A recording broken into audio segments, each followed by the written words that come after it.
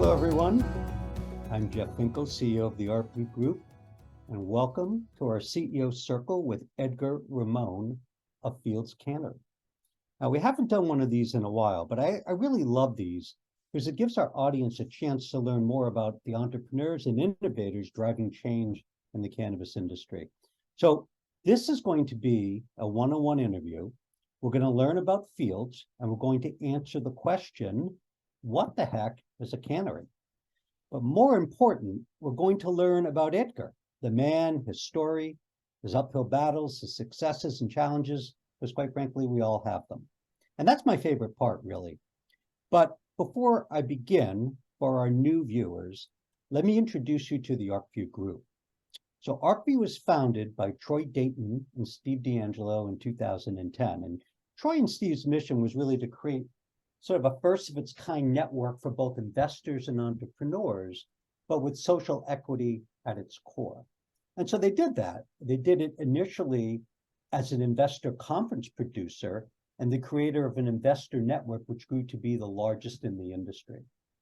Now, in addition to that, as time has progressed, we operate a venture fund called the Arcview Collective Fund, and we have a consulting arm that produces a variety of services, such as brand expansion plans, license application work that includes SOPs, standard operating procedures, operating plans, all that's required. We do liquidation advisory work for companies that are not performing. And we have a mentoring program to social equity licenses that teaches them the important skills like how to raise money or how to communicate with investors. And we also produce a lot of webinars. We all want to keep learning, right? There's so much to learn in this sector, and it changes all the time. I think some 36,000 or so people have registered for our Arcview webinars since 2020. Actually, you should go to our replays page, and maybe Carolyn, you'll throw that into the chat. There we have a library of, the impactful webinars that we've produced, covering many topics with industry thought leaders, really across the whole industry. And lastly, we have a marketing services group that offers a full range of services, including branding, collateral, website development, lead gen, strategy, and fractional chief marketing officer services. So Carolyn, maybe we can throw in the chat some links to our entire ecosystem so that our viewers can see them. All right, before we move on to the program, I just want to take a moment to thank our strategic alliance partners. First, Millennial Strategies, which provides government relations and advocacy services. Cannabis Team, which provides cannabis staffing and executive search. We work very closely with them. They have a slew of fractional executives and certainly full-time executives that they can source for operators and both on the plant touching and ancillary side in this industry. Arc Stone Securities and Investments, a broker-dealer. They provide capital advisory and fundraising services. And our data partner, Hoodie Analytics. We appreciate their support and we appreciate their place in this ecosystem and community. All right, I'm ready. Let's get going. Welcome, Edgar. How are you? There he is. Hi, Jeff. How are you? Good. Good. So look, the first part of this, again, as I said, is to get to know you a little bit. I think we want to get a sense of you, right? So tell us a little about your early life, where you grew up, what kind of environment it was. That gives us a sense for how you view the world. Yeah, I grew up in the suburbs of Chicago, kind of bounced a little bit between the city of Chicago and then until we got a little bit more established into my early kind of childhood days. We settled down in a small suburb again, just west of Chicago. So I consider Illinois and Chicago to be my home. Although right now I'm living in Michigan because that's where the business is at. Grew up in in an area where, I don't know, I would call it middle class. went to high school in the area, actually met my wife who at a very young age, so amazing. It's a rare story to hear that we're still married today, and we met back even before junior high. Went to junior high together, and then went to different high schools together. After graduating from college, I entered the finance world. I get into Wall Street right away. So that was the chapter right before this chapter. Got it. It's so funny. You don't have that traditional Chicago accent, which is very distinct. I mean, I'm from Boston. I don't really have a Boston accent either. So I guess over the years we purged it. But Yeah, I do get it from time to time, though, and I think it's when you say the word Chicago, I think that's where it kind of comes out. But you're right. I also spent a few years of my life in the southern Wisconsin area, and moved into our lake house where we wanted to raise our kids. So maybe I lost it there. yeah. Sorry. So, a lot of executives that found their way to the cannabis industry had initially a Wall Street background. What did you love and what did you hate about Wall Street? Oh boy, I loved a lot. So I spent 25 years in Wall Street, primarily in the derivatives world and primarily in the foreign exchange and interest rate world. So we saw a lot. I mean, we're talking going all the way back to the dot-com bubble, all the way up into the housing crisis. And during that housing crisis is when we really got challenged. And I'll touch on it a little bit here in a minute, but a lot of similarities to what I think the cannabis business is facing, right? Because during the housing crisis, a lot of fingers were pointed at the Wall Street banks and firms and dealing with and operating in a very unregulated kind of space, right? A lot of these derivatives and markets that we were active in weren't regulated at the time. So move forward and legislation decides, well, we've got to regulate these markets. So we have to introduce laws and legislation around how to protect both the consumers as well as the financial institutions in this space.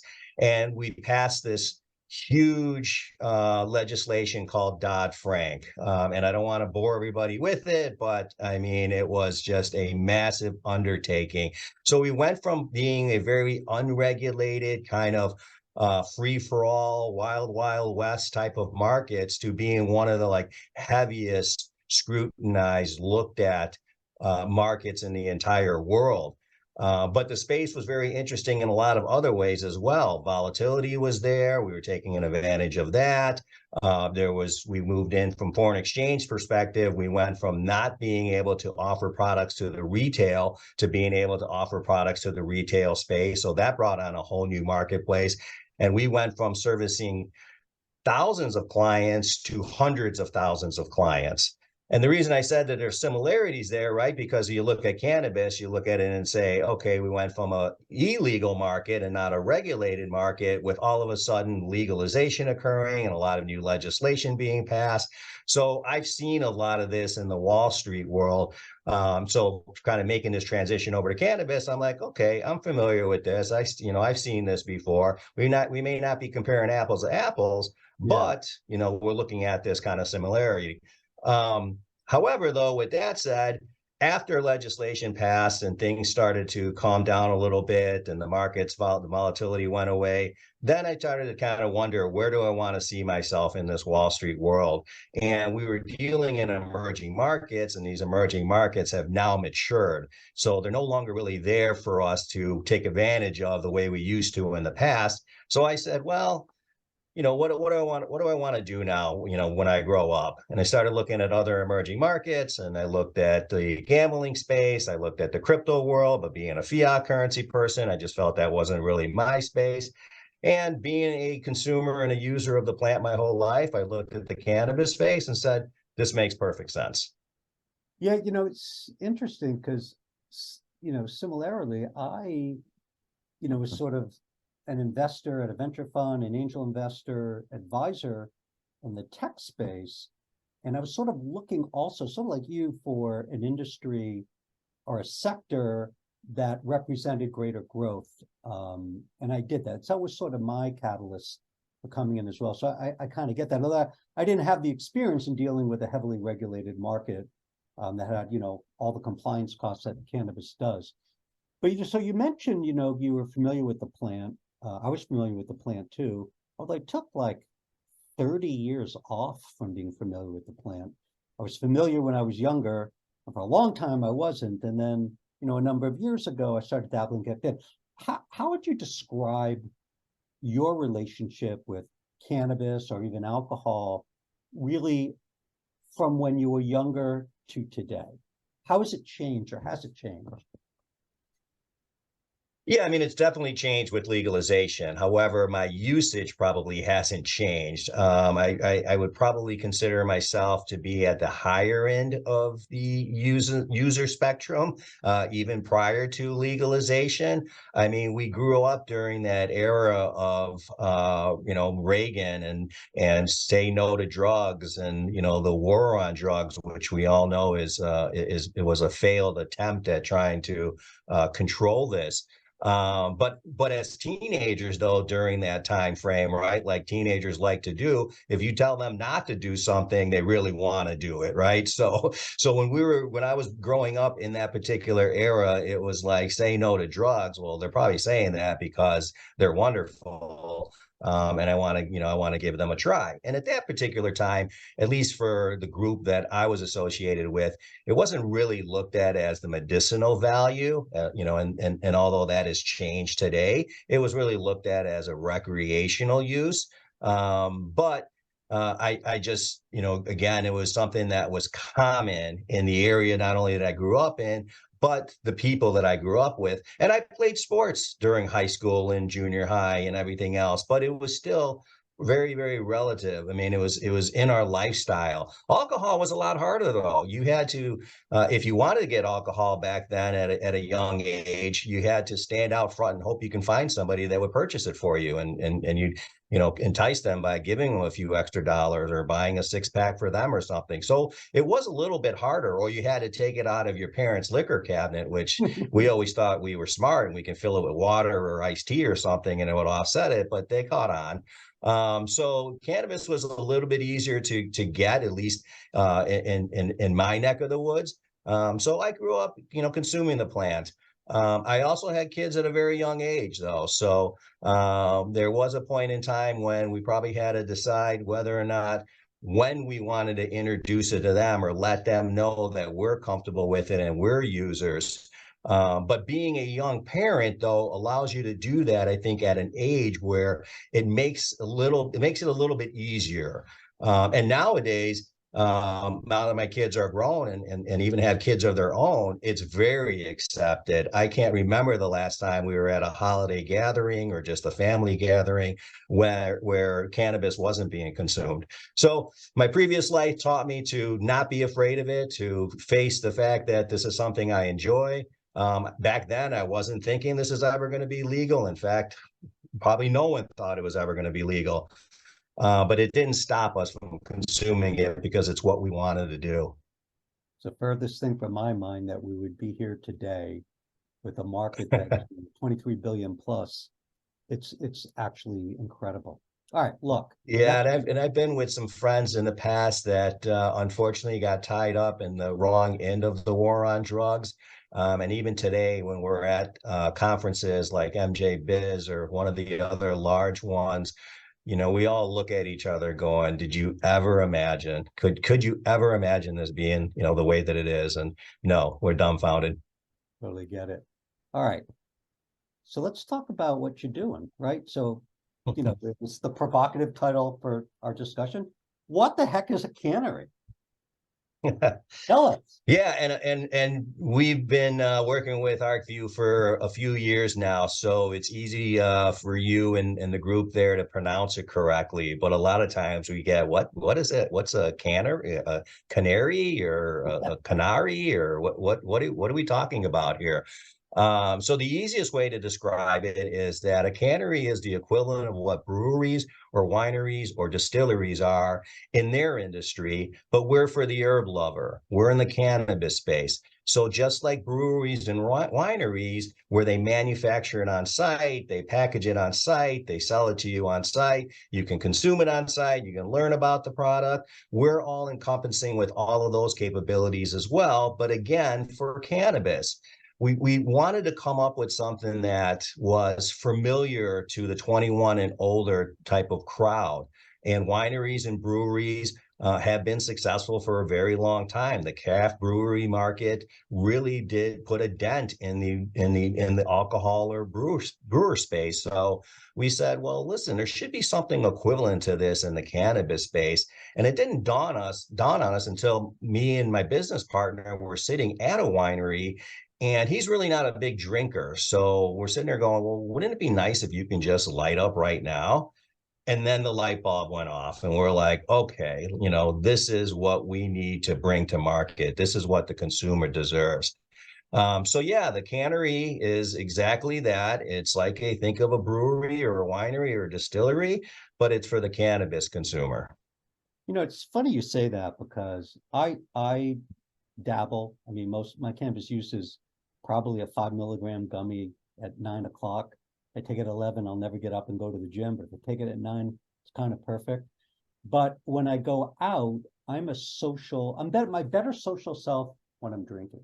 But one of my best friends is allergic to alcohol, and all he does is smoke. And think about that incompatibility, right? So we go in. So before the restaurant, he's got to stay out in the car and take a couple of hits.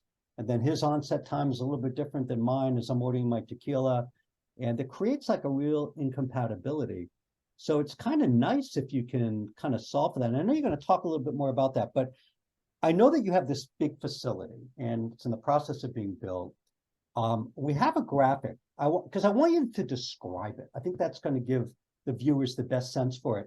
Would it make sense for me to quickly try to call that up, that graphic? Yeah, absolutely. I think as the saying goes, right, a picture tells 1,000 words. So I'll walk you through what we're looking at in the rendering. Great. All right. I think I see it right there. Okay. All right. There it is. Does everyone see it? Can you see it? Got it. All right. So describe what we're looking at. Yeah, so this is a 4-acre parcel that's in Muskegon, Michigan. So on the west side of Michigan, very close to the beautiful shores of Lake Michigan. And what we're looking at here, what looks to be like the orange roof building part of it, is an existing 11,000 square foot building that's under construction as we speak. That's going to be converted into our retail, our back of house, our restaurant and bar, lounge, consumption lounge. There's a small gift shop when you first enter the premise. And then there's an outdoor space that's adjacent to this building, which would also be an outdoor consumption and dining area with an outdoor kitchen. And if you can kind of make out, there's a small pond over there. And then in the back corner is the back corner is a small amphitheater where we'll be able to host live music events, have weddings, have different anything that somebody either wants to rent or we want to utilize our event license for. And then the glass type roof building over there is our state-of-the-art indoor cultivation facility, which is actually a greenhouse.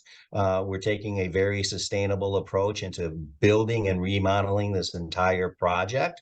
So we will have on-house premise with our head house, where we will have our processing lab inside. We'll have a tissue culture lab inside, dry rooms, etc. And then that will be connected by various greenhouses for the plant production. It's unbelievable. I've not seen such an integrated cannabis operation.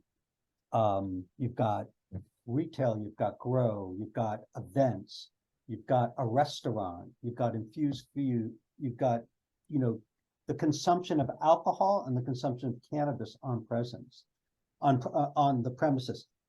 What's the licensing dynamic? Many states won't allow that last part. Can you just sort of walk us through the kinds, you don't need to list the name of but the kinds of licenses you need, and how were you able to do that? How were you able to get alcohol and cannabis consumption in the same facility?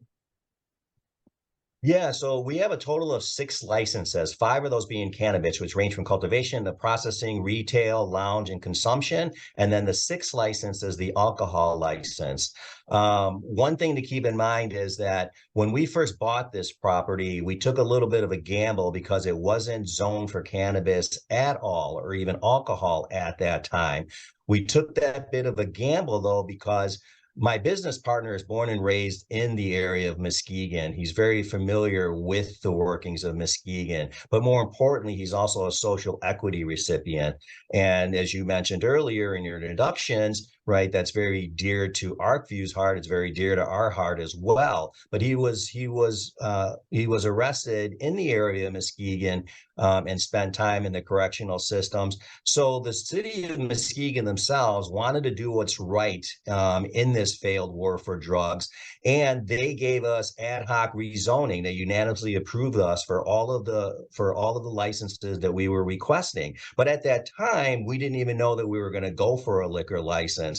However, the city of Muskegon, again, being as forward thinking as they are, they look at this as a 21 and older product. Cannabis and alcohol should be treated the same way. They got the same views that we have on how it's consumed, how it's offered to the consumer, etc. So we decided, let's roll the dice and let's see if we can get this liquor license. I wish I can say to the world out there that I've got the recipe of how to do this.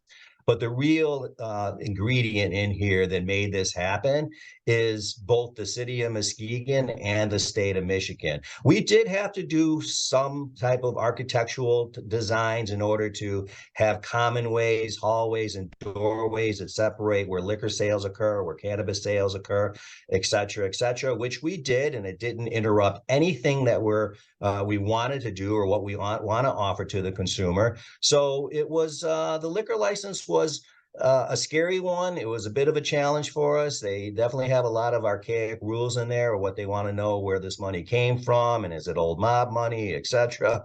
But at the end of the day, though, we're fortunate to be working with a municipality who, quite frankly, gets it. So our goal is to pull off proof of concept here.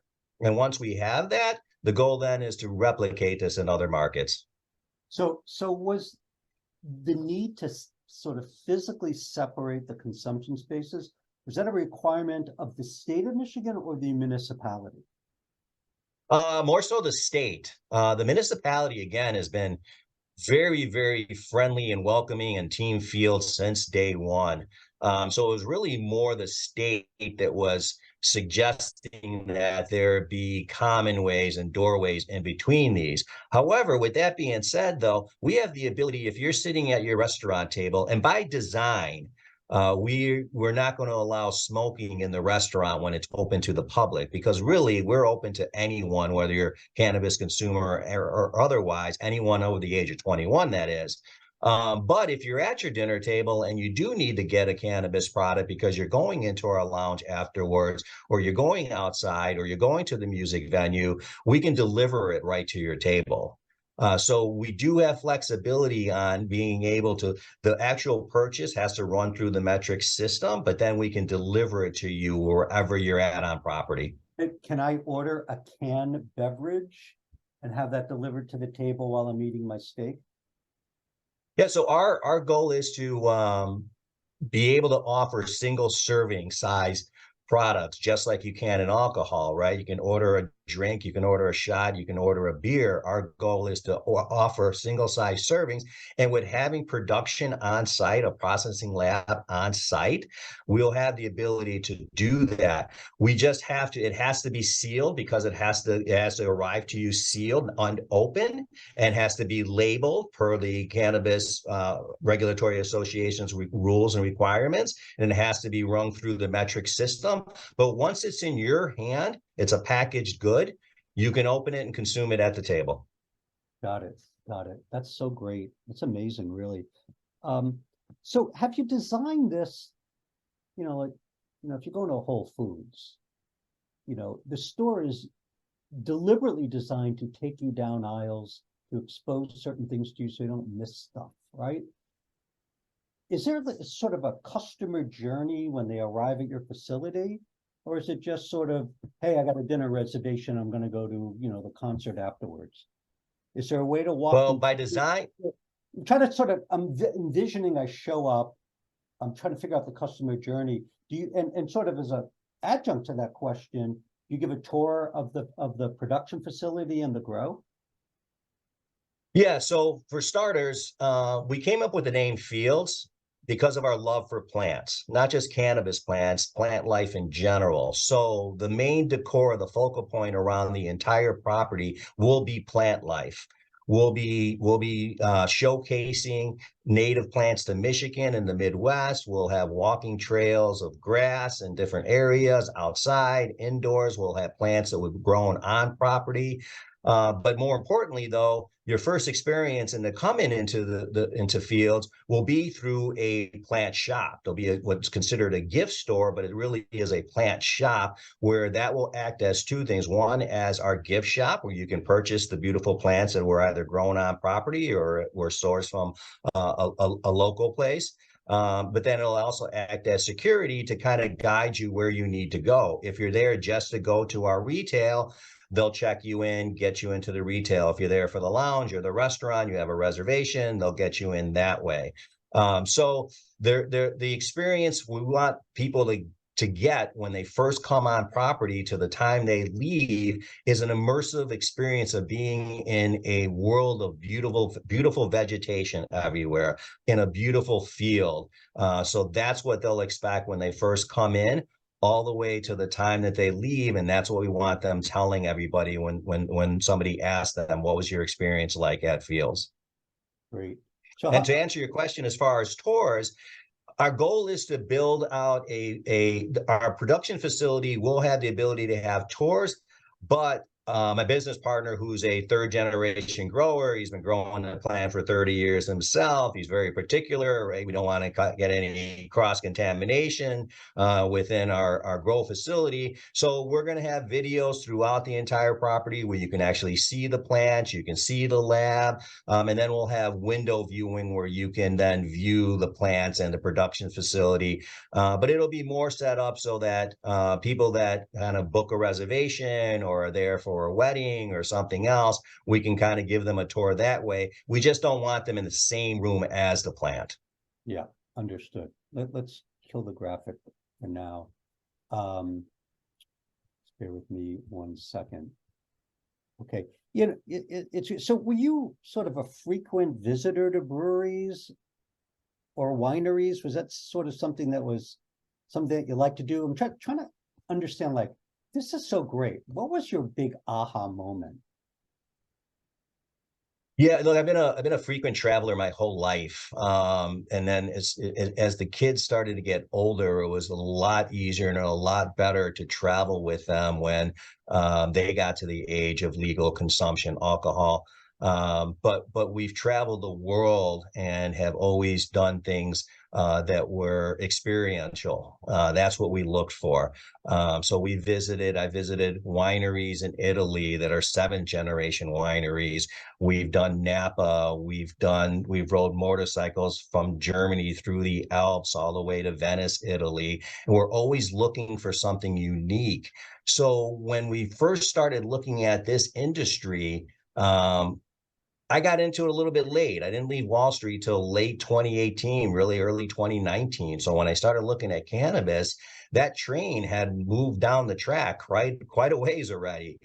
So it would have been very arrogant of us to think that we can come in and compete in a race that left a long time ago. So we started going, well, there's certainly a lot of this weed being grown and a lot of it being sold, but what's not being done?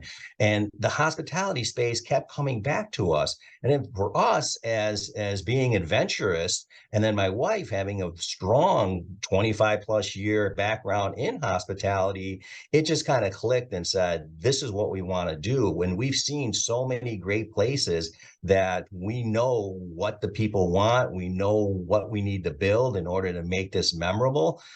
So yeah, it's kind of a combination of our life travels, our previous lives, and even in Wall Street, I had employees in 6 different countries. I traveled the world for work as well, so I got to see a lot of different places, and I just started taking little bits and pieces from everything we've done throughout our life and said, hey, how do we combine this all into one space in this emerging market of cannabis? And that's what's helped us kind of come up with this whole concept. I mean, it's been a work in progress for a while, but again, the light bulbs kind of went off when we were just sitting at a winery and decided, the cannabis consumer definitely deserves this. And as you said earlier, right, whether this is a 23 billion, 30 billion, going to become $100 billion business, in my opinion, the boon in sales for cannabis is going to come when people have the same freedoms and privileges that alcohol consumers have. When you can just walk into a place and say, I'd like a sausage and pepperoni pizza and a pre-roll, please. Right? That's what's going to really boom sales. The idea of having alcohol sales would be a fraction of what they are today if you can only consume at home or in a private location. If you couldn't go to a bar, a restaurant, a concert venue, a music venue, or something else and order a drink, sales would be a fraction of what they are. It's interesting. One of the things that attracted me to this industry was unlike, in 2000, when I was an investor in the infrastructure layer of the web, we were building the pipes that we hoped industries would emerge on top of, like digital media and e-commerce. They didn't exist, right? That was the leap. And then in 2008, when, Web 2.0 emerged and the web became a two-way medium and not just a publishing medium, social media didn't exist, right? Yelp didn't exist. There was no sort of dual communication structure for the web. Those industries have been built. But what's interesting about cannabis is my view of the 100 billion is that exists. That's the value that's sold on a street corner by a bunch of guys named Eddie, right? And so the opportunity is the transition from illicit to legal. So we're playing the transition. But what you're talking about is something even more powerful. That's elongating the market. That's getting past the 100 billion. That's where usage extends past what it is today. Can you imagine if it's $100 billion today and you have to struggle to get it and to smoke it freely? If it was open, people will consume more, and more consumers that were scared of it will now get in the game and become consumers. My bet is that's going to double the industry over time when it becomes as easy as pepperoni and a pre-roll, please. So I think it's even broader. But you actually said something really interesting.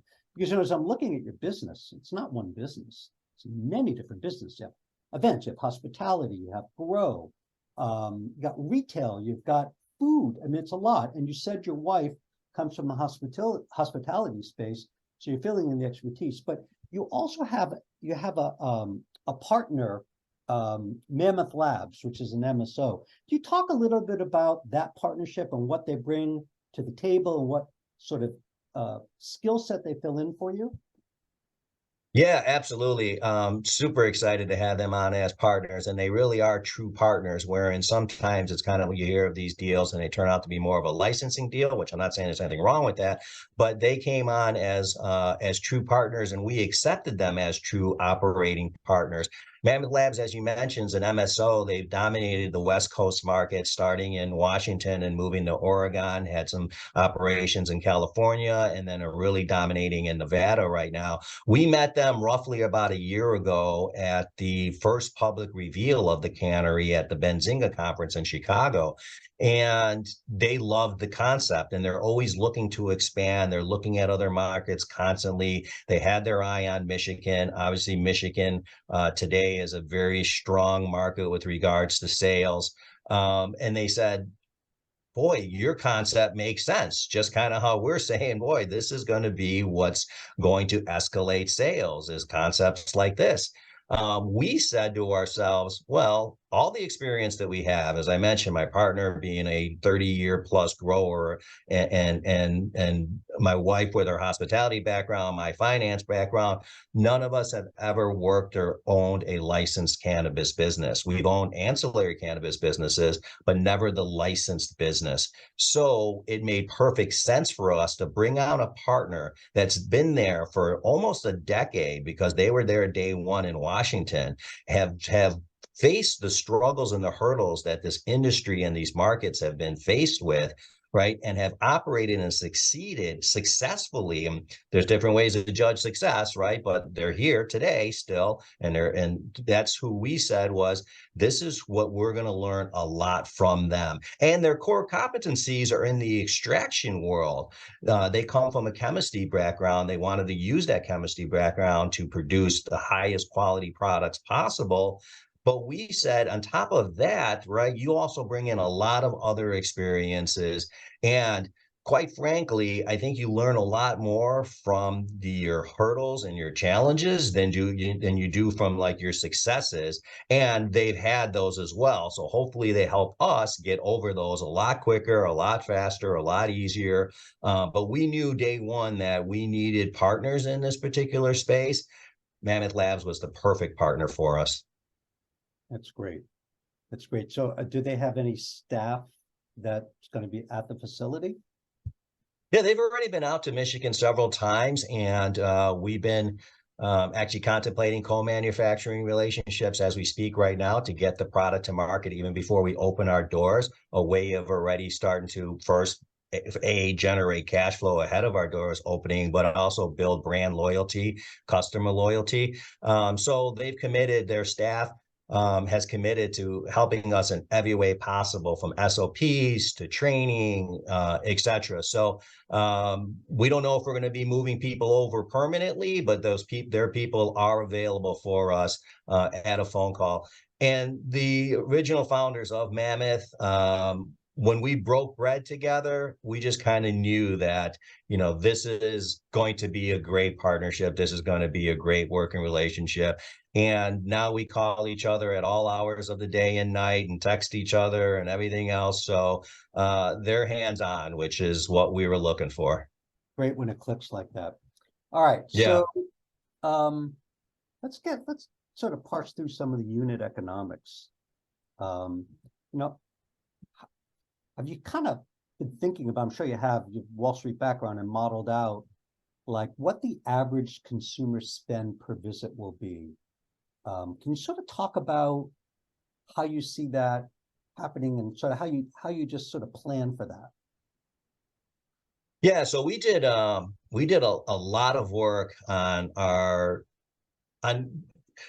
first of all, we bootstrapped most of this up until the point of where we were kind of really moving in towards the construction phase of it, because we wanted to have something tangible to bring to market before we started discussing it with anybody. So we did a lot of work. We did top-down, up-down type of reviews of projections. We pulled data from multiple different sources, and we worked with Arcview from day one. This is going back to kind of 2020. So we were there, we were there working with you guys hand in hand of looking at what's the average basket spend here, what's the average visit to a dispensary, right? What do the SKUs look like? What does the wholesale prices look like, et cetera, et cetera. We went on and did impact reports of going, where will people travel from? What is the total addressable market, et cetera. And we started looking at all of these things and going, okay, well, quite frankly, the retail experience when you go to a dispensary isn't the greatest. And I guess it depends on where you go, but for the most part, it's about a 15-minute process. You get in, you get out, right? And in Michigan, the average basket spend is around $75 per visit, and then the average visit's about 2 visits per month. Well, we started thinking, what if we kept people on property for hours? Right? What if this is where they celebrated their evening, their night out, their birthday party, right? Or they were being entertained. They had music during their dinner. If we kept them on property for that much longer, what does that average spend turn into? And what does that average visit turn into? And how big does our total addressable market become then? Right? And we started analyzing it that way.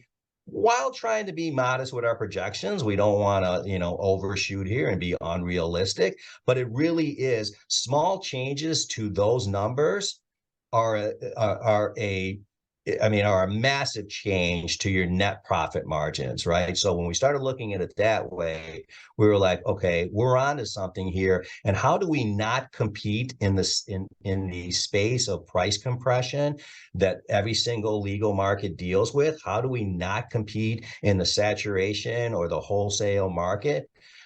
Become more direct to consumer, right? So our business model is going to try to be 75% to consumer, 25% wholesale, somewhere in there. We don't know if those will be the exact numbers, but if we can shoot for those and we're somewhere in that range, we'll probably be doing much better than kind of your average retail or your average wholesaler.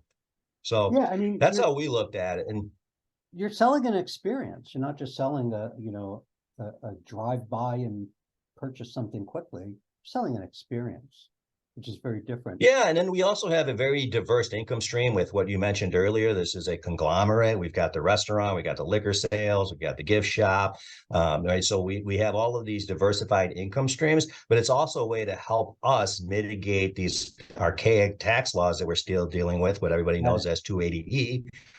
Right. So we have the ability to help mitigate some of that. In fact, I might be like one of the most expensive restaurant staff people out there in the world, because by design, right, our restaurant should have as many expenses in it that you wouldn't be able to do if you were just a standalone dispensary or otherwise. Understood. Understood. Well, look, fingers crossed for, DEA to embrace HHS recommendation for S3. I think it's going to happen. Can't tell you when, but my guess is before the election. I'm not alone in that, I guess. All right, we've got a lot more to cover. I'm noticing the time. I want to leave a little bit open for questions. So let's maybe go through some of these quickly. One thing I've always thought about in terms of sort of consumption, this is one part of your business, I get it. Consumption lounge for cannabis versus consumption for alcohol. I go out to a bar, I'm probably going to have 3 tequilas, $20, $25. In New York, it's $30, 20, $25 generally. And that's pretty good. But my smoker friend would only grab a joint, a pre-roll. And maybe he would smoke the pre-roll, couple hits later. And that's a lot less money.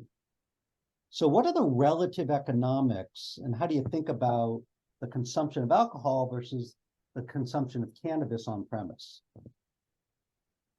Well, for starters, let me say this, that it's no secret that I think the younger crowd today is not consuming alcohol as much as the older generation, right, has. So they are probably much higher, have much higher tolerance levels and are much bigger cannabis consumers than maybe your friend that you mentioned. So one pre-roll might just not be enough for them. However, for us, though, again, having Mammoth Labs as our partner and having our production facility on site, we can deliver products like a flight of dabs, right? So that somebody has the experience of being able to try multiple different products. So if they wanted to try a 1 dab of rosin, a dab of resin, a dab of batter, or something else, right, they can order a flight of those. Right. We also have the ability to produce custom and tailor-made products to people like the Canna Curious that isn't a high consumer, but wants to do something in a more low dosed and longer spanning, like a drink that they can sip on for a while. But having our food, our restaurant associated with it, though, it doesn't come alone with just ordering a pre-roll or just ordering a flight of dabs. Give you an example, right? You may want to come to our property and we're hosting, Pizza on the Farm this weekend, right? You're going to order a pizza, you're going to order some drinks to take the pizza down with you, and then you're going to order your cannabis products with you. Or you're going to take a picnic basket that's going to be a combination of a wine bottle along with certain dishes in there, a pre-roll or an edible or a dab or something else. So it's that upsale, right, that will get us to get more out of the spend than just if somebody was looking for the light consumer was just looking for. Got it. So bundling in. is also to go. You might want to take something home. So that's great. All right. Yeah, I mean, we have the space and we've been approved to have both a drive-through for our retail cannabis area, and we have the ability for people to pick up food. But again, our business model and based on everything that we're building, our business model is really to get you on property and keep you on property as much as long as possible, because we want you to have that experience. We want you to walk away with true memories. Right. All right. So I want to learn a little bit about the financing. Let's just, in the interest of time, I'm not going to go back and ask you sort of how you finance the date. Let's just focus your attention to what you're doing now. You have a crowdfunding campaign. I know you have a regular Reg D offering going on for credit investors. You have a great crowdfunding campaign going on. Can you tell us a little bit about that? Yeah, and again, thanks to Arcview for being there with us from day one. Hold our hand and walk us through this crowdfund process. We knew from day one, regardless of if I won the lottery and I wanted to fund this all myself, I was probably still launching a crowdfund, and we knew that from day one for multiple reasons. It's a win-win-win in a lot of areas. One is a successful crowdfund will certainly tell our accredited investors and us that the validation is there, that the consumer wants this, wants to be a part of it, right? Secondly is, if you are a shareholder of our business model versus another cannabis company in the area, well, guess where you're going shopping, right? It's like owning stock in Walmart or Target. If you own Target, you're probably going to Target. But most importantly, though, we're built Fields Cannary all based on this being for the people, being for the consumer, right? We know we've gotten validation several times over that the consumer wants this, the consumer deserves this. So who better to own it than the people, right? So we look at it like this is a business model that, as we all know, right? You've been involved in this in quite some time, right? Getting into cannabis is not a cheap venture, right? The capex to get into any cannabis business in any marketplace is expensive, which doesn't allow for everybody to get involved. And if this continues to be the emerging market that we think it will become, and we do see federal reform take place, and this becomes that 100 billion, 200 billion market, then why shouldn't the people that got us here, there would be no legalization if it wasn't for the consumers that are spending $3 billion a year in Michigan. There would not be a legal market anywhere if it wasn't for them. So who better to own a piece of this business and a groundbreaking concept like we're building than the people themselves? So the crowdfund really is a win-win-win, I believe, for everybody involved.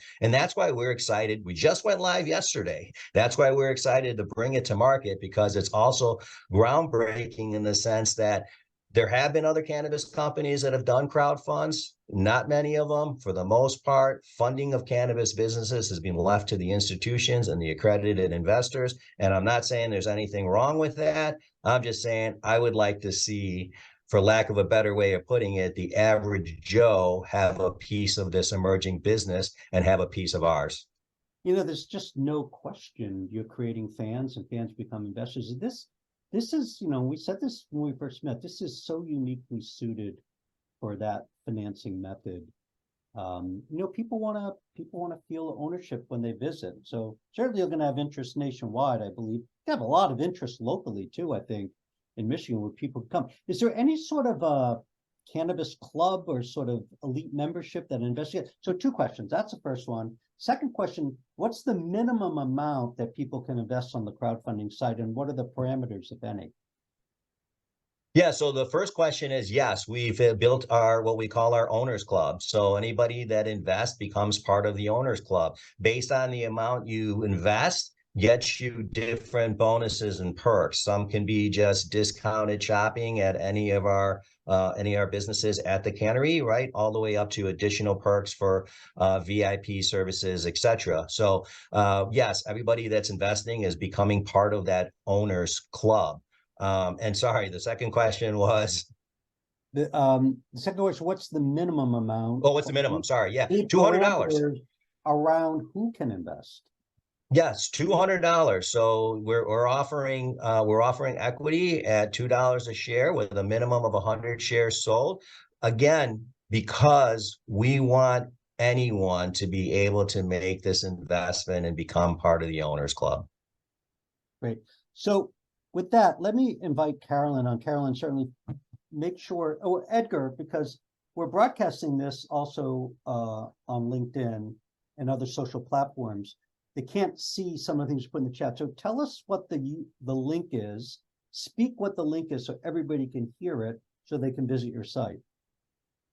Yeah, everybody can go to Fields Cannary, and Cannary is CANNARY.com. There will be more information about the business, the project itself, the stage that we're in, as well as information on how to invest and everything out there. And it's automated. You go walk right through the portal, go through the steps, put in your payment process that way. And in a few minutes later, you are a part owner of Fields Cannary. I can put it on my credit card. You can put it on your credit card. Absolutely. Absolutely. That's good. Yes. All right. So Carolyn, I think you have a poll that you want to put up. I know that we also want to address questions from any of the viewers. That's right. So We're just going to pop up this poll real quick for those that want to participate in that. Just a few questions there. But we have had a great exchange in chat. So a lot of great comments, very complimentary, great response, as we usually hear from the concept of Fields Cannary once it starts getting explained. And again, just to say, you know, to Edgar and the team, it's been incredible to support you guys. Edgar and I have been talking for a long time. I think we're 2 years in, and you know, been a fan ever since.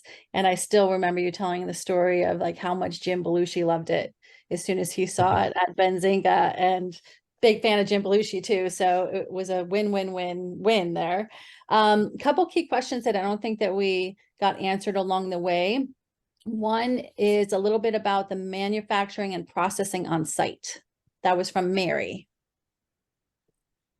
Yeah, so our production facility inside of our head house is what it's called. We'll have a full both solventless and solvent lab in there to produce any processed product possible.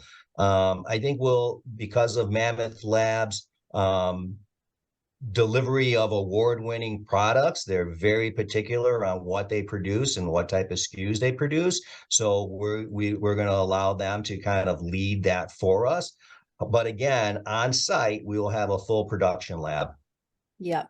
Yeah, very exciting as part of the entire property, 4-acre property. Okay, great. One other question that was popular and that we talked about really early on too is the idea of Fields Cannary concept being replicated in other states. So whether that be a franchise opportunity or, you know, more owner properties. So a few people have asked about that.